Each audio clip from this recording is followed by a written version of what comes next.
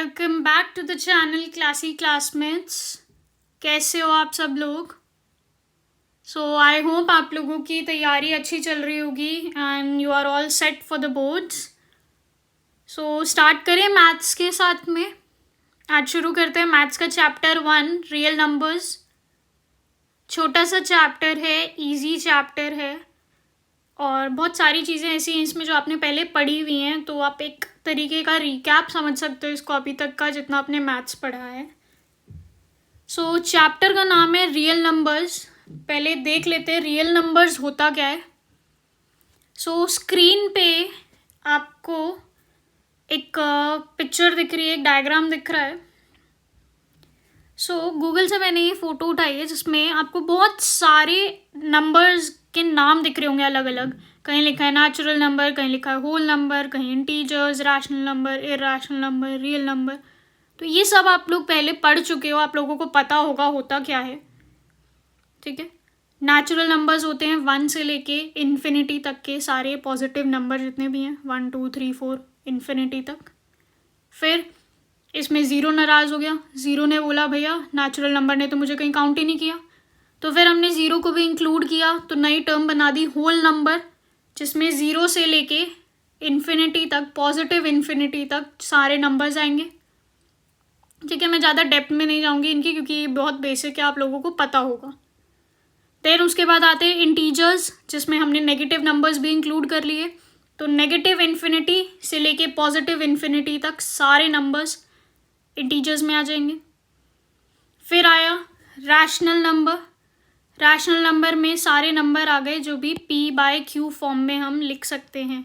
Rational number में आए numbers जिनको हम p/q फॉर्म में लिख सकते हैं, जहाँ पे q इज़ नेवर ज़ीरो, कभी भी ज़ीरो नहीं होता। ज़ीरो हो जाएगा तो नॉट डिफाइंड हो जाएगा।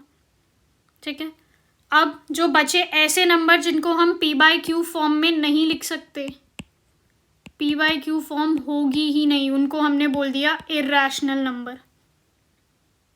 और रैशनल इरैशनल सबको मिला के, मतलब इधर तो आ गए रैशनल नंबर के अंदर ये सारे नंबर्स आ गए, इंटीजर्स भी आ गया, होल नंबर भी आ गया, नेचुरल नंबर भी आ गया, उसके अलावा बचा इरैशनल नंबर। अब जो इन दोनों नंबर को इकट्ठा कंबाइन कर दे, उन सबको हमने पूरे को टर्म दे दिया real numbers.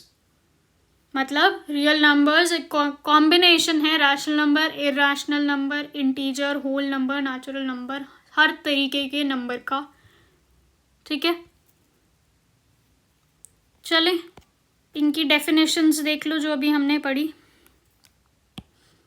Natural numbers are the positive counting number starting from 1 से स्टार्ट होते हैं। Then whole numbers are the natural numbers and zero, सारे के सारे नेचुरल नंबर इंक्लूड कर लो, उसके अलावा सिर्फ एक ज़ीरो भी जोड़ दो। देन इंटीजर्स में सारे होल नंबर आ गए और उनके नेगेटिव काउंटर पार्ट्स भी आ गए। ठीक है, सारे के सारे होल नंबर, ये सारे होल नंबर्स थे और उनके negative counter parts. Then rational number जिनको हम एक फ्रैक्शन की फॉर्म में लिख सकते हैं, जिसमें p और q दोनों ही इंटीजर होंगे और q कभी भी ज़ीरो नहीं होगा। Then irrational number that can not be expressed as a fraction, मतलब p/q फॉर्म में हम नहीं लिख सकते। और लास्ट में real numbers, set of all the numbers that can be represented on the number line. कोई भी ऐसा नंबर उठा लो, चाहे रैशनल हो चाहे इरैशनल हो, और उसको उठा के नंबर लाइन पे बना दो। नंबर लाइन पे बन गया तो वो रियल नंबर है। ठीक है, चलें आगे, आए चैप्टर के मेन फर्स्ट टॉपिक पे। चैप्टर में सबसे पहला टॉपिक जो आपका है वो है फंडामेंटल थ्योरम ऑफ अरिथमेटिक। क्या है ये इतना भारी भरकम सा जो नाम ले दिया है, इसमें है क्या? जब देखोगे ना तो ये बहुत ही सिंपल चीज़ है, अभी तक करते भी आए हो आप लोगों ने 6th 7th 8th में बहुत बार यूज़ किया। बस अब की बार आपने उसको एक प्रॉपर टर्म दे दी है, फंडामेंटल थ्योरम ऑफ अरिथमेटिक। देखें क्या बोलती है। Fundamental theorem of arithmetic states that every composite number can be expressed uniquely as a product of prime numbers. The factorisation is unique apart from the order in which the prime factors appear. तो यहाँ पे उन्होंने बोला कि हम एक composite number को prime number के फैक्टर्स में अरेंज कर सकते हैं, जो कि हर कॉम्पोजिट नंबर की जो प्राइम फैक्टराइजेशन होगी वो यूनिक होगी। मतलब अगर मैं 12 की प्राइम फैक्टराइजेशन ले लूँ और 16 की प्राइम फैक्टराइजेशन ले लूँ तो दोनों की यूनिक होगी, ठीक है। फिर लेकिन हमें अब इसको मैं अगर प्राइम फैक्टराइजेशन की उसमें अरेंज करूँगी तो बहुत सारे नंबर्स आ जाएंगे मेरे पास तो प्राइम फैक्टर्स में। तो प्राइम फैक्टर्स को अब मैं अगर 2 × 3 लिखूँ या 3 × 2 लिखूँ, बात तो एक ही है। तो इसीलिए हमने बोला कि ऑर्डर मैटर नहीं करता, चाहे आप 2 × 3 × 4 2 × 3 × 5 लिख लो क्योंकि प्राइम नंबर्स लेने, या 3 × 5 × 2 लिख लो, बात तो एक ही है। तो ऑर्डर मैटर नहीं करता, ठीक है। अब एक बेसिक सा रिकैप, क्योंकि यहाँ पे 2 टर्म्स आई थी, एक कॉम्पोजिट नंबर और एक प्राइम नंबर, तो दोनों की डेफिनेशन भी दे दी है कि कॉम्पोजिट और प्राइम नंबर होते क्या हैं। Composite numbers are natural numbers greater than 1 that have more than 2 factors. अगर सिंपल टर्म्स में बोलूँ तो ऐसे नंबर जो किसी और के टेबल में आते हों, ठीक है, जिनका एक तो देखो हर नंबर का 1 फैक्टर होगा ही होगा और फिर उस नंबर का वो खुद भी फैक्टर होगा, खुद से तो वो डिवाइड हो ही जाएगा चाहे कोई भी नंबर उठा लो। तो ये 2 फैक्टर छोड़ दो, इसके अलावा अगर कोई तीसरा फैक्टर निकल के आता है किसी भी नंबर का तो वो नंबर बिना सोचे समझे तुम्हें कॉम्पोजिट नंबर में डाल देना है। मतलब अगर किसी भी नंबर के 3 या 3 से ज़्यादा फैक्टर हो जाते तो वो कॉम्पोजिट नंबर है, क्योंकि 2 फैक्टर, एक तो 1 और एक नंबर इटसेल्फ, ये तो हर नंबर के फैक्टर होते हैं। अब जो नंबर ऐसे बच गए जिनके सिर्फ 2 ही फैक्टर थे, एक तो 1 और एक वो नंबर इटसेल्फ, उन नंबर्स को हमने बोल दिया प्राइम नंबर्स, ठीक है। That have exactly 2 distinct positive divisors 1 and itself. जैसे 2 को आप देखोगे तो सिर्फ खुद के टेबल में आएगा और किसी में नहीं आएगा, तो ये प्राइम है। 3b, 5b, 7b, 11b, 13b, 17b, ये सब खुद के टेबल में आते हैं और किसी के टेबल में नहीं आएंगे। जितने इवन नंबर्स ले लो सारे 2 के टेबल में आ रहे होंगे, तो मतलब 2 सारे इवन नंबर का फैक्टर है, तो जितने भी आपके इवन नंबर होंगे वो सब कॉम्पोजिट नंबर्स में आएंगे। ऑड नंबर्स के लिए आपको डिविजिबिलिटी रूल चेक करना pड़ेगा। अगर किसी का कोई भी फैक्टर निकल के आ जाता है तो वो कॉम्पोजिट नंबर, नहीं तो प्राइम नंबर, ठीक है। और 2 एक लौता ऐसा इवन नंबर होता है जो प्राइम होता है, ओनली इवन प्राइम नंबर, बाकी सारे इवन नंबर्स कॉम्पोजिट में आएंगे, ठीक है। अब फंडामेंटल थ्योरम ऑफ अरिथमेटिक तो बता दिया। अब इसके टाइप पे क्वेश्चंस कैसे आएंगे? 2 तरीके के क्वेश्चंस मिलते हैं आपको पेपर में जनरली। एक तो आपको मिलेंगे LCM and HCF based questions, कि कोई भी सिचुएशन दे दिया उसका एलसीएम निकाल दो, एचसीएफ निकाल दो, या फिर उनकी रियल लाइफ एप्लीकेशन आ जाएगी, ठीक है। या फिर इस तरीके के क्वेश्चन आते हैं कि कोई भी एक नंबर एक्सपोनेंट दे देंगे आपको और उसमें ये पूछ लेंगे कि बता दो क्या ये 0 से एंड होगा, क्या ये 4 से एंड होगा।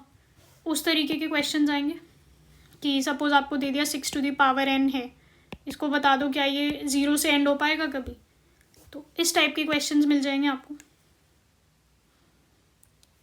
अब एलसीएम एंड एचसीएफ बोला है, तो एलसीएम एचसीएफ होता क्या है? जब आप प्राइम फैक्टराइजेशन निकालोगे किसी भी नंबर का, उसके बाद देखो HCF बोला है ना, हाईएस्ट कॉमन फैक्टर, तो आप में ना उल्टा कर देना है। जब आपको बोला है कि हाईएस्ट कॉमन फैक्टर निकालना है तो आपने स्मॉलर पावर्स ले लेनी है सबकी। जितने भी दोनों नंबर के प्राइम फैक्टर्स आए ना, हर कॉमन प्राइम फैक्टर का स्मॉलर पावर लेते चले जाओ, ठीक है। और एलसीएम बोला है, लोएस्ट वाला बोला है, तो उसमें ग्रेटेस्ट पावर ले दो हर प्राइम फैक्टर की। इसमें सिर्फ कॉमन प्राइम फैक्टर्स लेने हैं, इसमें ईच प्राइम फैक्टर इन्वॉल्व लेना है, ठीक है। अभी करेंगे तो आपको समझ आ जाएगा, अभी क्वेश्चंस करेंगे तो आपको बड़े आराम से समझ आएगा, बहुत ईजी है। देन LCM HCF और दो नंबर के बीच में एक रिलेशनशिप होती है कि अगर मैं कोई भी दो नंबर हैं A और B, उन दोनों का प्रोडक्ट लूँ या फिर उन दोनों के HCF और LCM का प्रोडक्ट लूँ, दोनों इक्वल होते हैं हमेशा, ठीक है। A और B का HCF लिया, A और B का LCM लिया, दोनों का प्रोडक्ट ले लिया, तो ये जो प्रोडक्ट आएगा ये प्रोडक्ट इक्वल होगा उन दोनों नंबर के प्रोडक्ट के इक्वल, ठीक है। करें एक्सरसाइज स्टार्ट, आ जाओ तुम। First question, express each number as a product of its prime factors. पहले 140, आप इसको ना दो तरीके से कर सकते हो, एक होता है फैक्टर ट्री मेथड और दूसरा आपका जो नॉर्मल प्राइम फैक्टराइजेशन मेथड होता है जो आपने ऐसे कर करके अभी तक बनाया ही होगा, ये वाला लॉन्ग डिवीजन टाइप का, ठीक है। दोनों मेथड से आप कर सकते हो, जो आपको इजी लगे आप कोई भी फॉलो कर सकते हो। करते हैं स्टार्ट, आ जाओ। 140 के प्राइम फैक्टर्स निकालने, एक क्वेश्चन फैक्टर ट्री मेथड से करें। 140 का सबसे पहला प्राइम फैक्टर बनेगा 2, 2 से 140 को डिवाइड किया तो 70 आ गया। अब 70 अगेन इवन नंबर, 2 से फिर से हो जाएगा 35, देन 2 से नहीं होगा, 3 से भी नहीं होगा, 5 से हो जाएगा क्योंकि 5 से एंड हो रहा है, 5 7, और ये भी प्राइम नंबर आ गए दोनों 5 और 7। तो 140 की प्राइम फैक्टराइजेशन क्या लिख सकते हैं हम, जितने भी प्राइम नंबर्स हैं ये वाले, सिर्फ प्राइम नंबर्स उठाने हैं आपने, तो 2 इंटू 2 इंटू 5 इंटू 7, और इसको और सिंपल फॉर्म में लिखूँ तो मैं लिख सकती हूँ 2 स्क्वायर इंटू 5 इंटू 7, ये करना आपको, ठीक है। 156 का करें हम,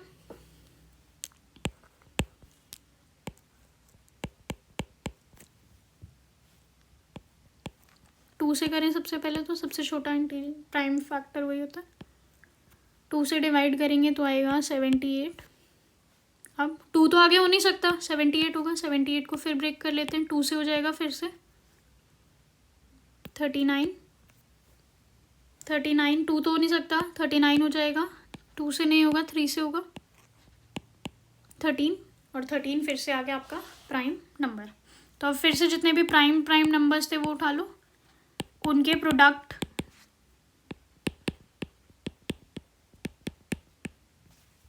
आप बेशक इसको ना मल्टीप्लाई करके देख लो, ये मल्टीप्लाई करोगे तो दोबारा 156 ही आ जाएगा। इसीलिए बोलते हैं कि हम किसी भी कॉम्पोजिट नंबर को प्राइम फैक्टर्स के प्रोडक्ट के इक्वल लिख सकते हैं, ठीक है। करते हैं इसको भी सिंप्लीफाई, 2 2 है तो 2 स्क्वायर इंटू 3 इंटू 13, ठीक है। थर्ड पार्ट करें,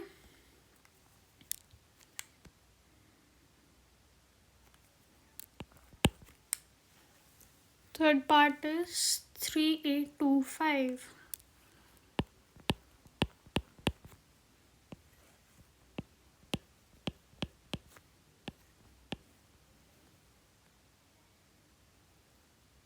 टू से नहीं होगा, ऐड करके देखो, 3 का डिविजिबिलिटी रूल लगा के देखो, हो जाएगा 3 से। अच्छा, ऐसा ज़रूरी नहीं है कि 2 3 5 ऐसे लाइन में ही चलो, आपको पहले 5 से दिख रहा है, आप डायरेक्ट 5 से भी कर सकते हो, ठीक है। करेंगे तो 1275 आ जाएगा, देन ये फिर से 3 से हो जाएगा 425, अब 3 से नहीं होगा तो 5 से कर देते हैं 85,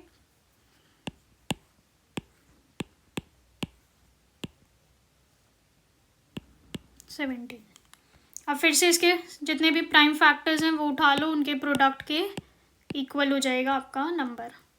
तो 3825 को हम लिख सकते हैं 3 into 3 into 5 into 5 into 17, simplify करें, 3 स्क्वायर 5 स्क्वायर 17, ठीक है। फोर्थ 5005,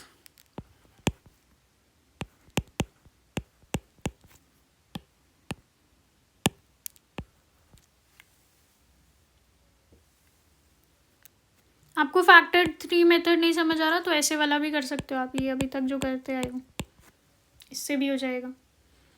5 से करते हैं तो बचेगा 1001, देन ये 2 से नहीं, 3 से नहीं, 5 से नहीं, 7 से हो जाएगा। 7 से करेंगे आएगा 143, ये 11 से होगा जाएगा 13, 13 आपका 13 से ही होगा तो 1, ठीक है। तो 5005 को हम कैसे लिख सकते हैं, 5 × 7 × 11 × 13। ये तो सारी सिंगल सिंगल है तो इसमें कोई एक्सपोनेंट में चेंज करने की ज़रूरत नहीं है। ई पार्ट 7429,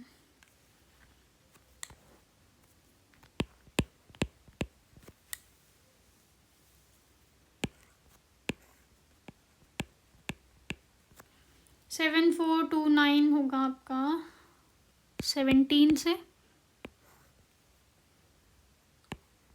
437, देन ये होगा 19 से 23 पे, 23 इज़ अ प्राइम नंबर तो 23। 7429 को लिख सकते हैं 17 × 19 × 23। इसमें भी सिंगल सिंगल पावर्स हैं तो ये भी ऐसे रहेगा। सो ये थी आपकी basic application fundamental theorem of arithmetic की, कि आप कोई भी एक कॉम्पोजिट नंबर को उसके प्राइम फैक्टर्स के प्रोडक्ट में अरेंज कर सकते हो, ठीक है। और ये यूनिक होता है। यूनिक क्यों बोला था, क्योंकि मैं इसको अगर देखो 140 का 156 का दो निकाला, कंपेयर करो, अलग है ना दोनों, तो हर नंबर का ऐसे डिफरेंट आएगा।